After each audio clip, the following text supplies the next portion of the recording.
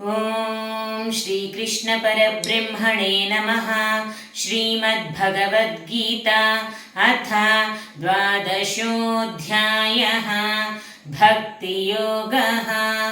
अर्जुन उवाच एवं सततयुक्ता ये भक्तास्त्वां पर्युपासते ये चाप्यक्षरमव्यक्तं तेषां के योगवित्तमाः। श्रीभगवानुवाच मय्यावेश्य मनो ये मां नित्ययुक्ता उपासते श्रद्धया परयोपेताः ते मे युक्ततमा मताः।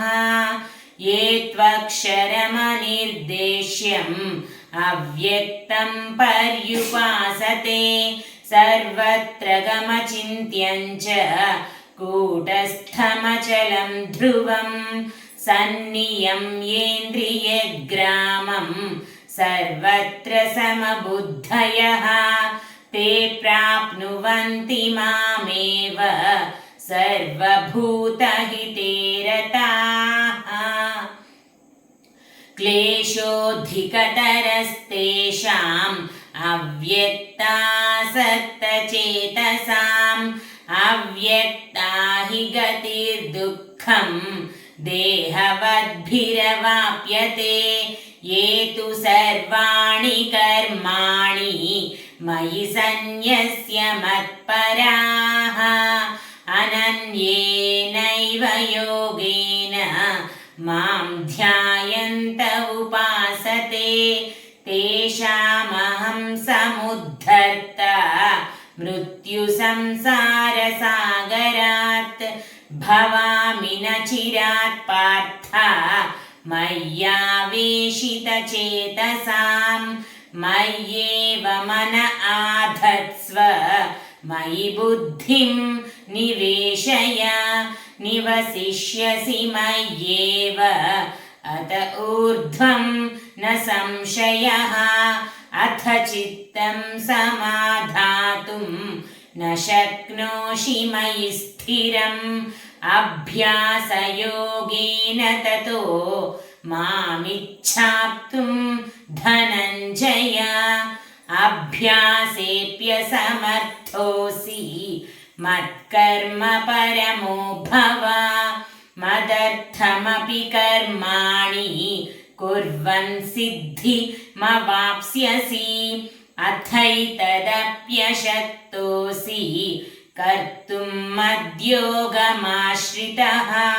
सर्वकर्मफलत्यागं ततः कुरु यतात्मवान्।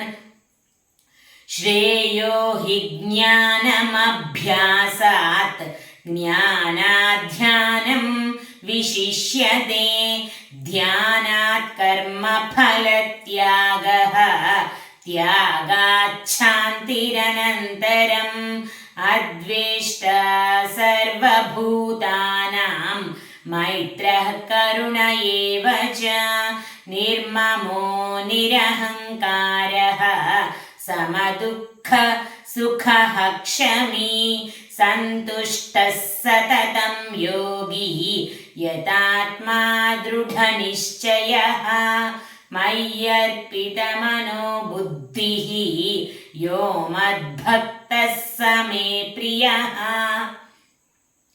यस्मान्नो द्विजते लोको लोकान्नो द्विजते च यः हर्षामर्षभयोद्वेगैः मुक्तो यः स च मे प्रियः।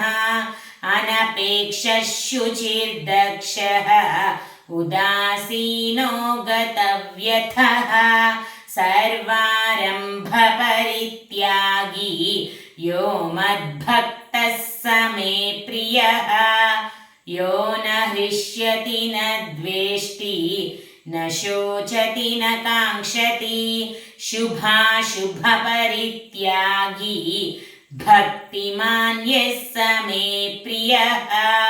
समशत्रौ च मित्रे च तथा मानापमानयोः तापमानयोः शीतोष्णसुखदुःखेषु समः सङ्गविवर्जितः तुल्यनिन्दास्तुतिर्मौनी सन्तुष्टो येन केनचित् अनिकेतस्थिरमतिः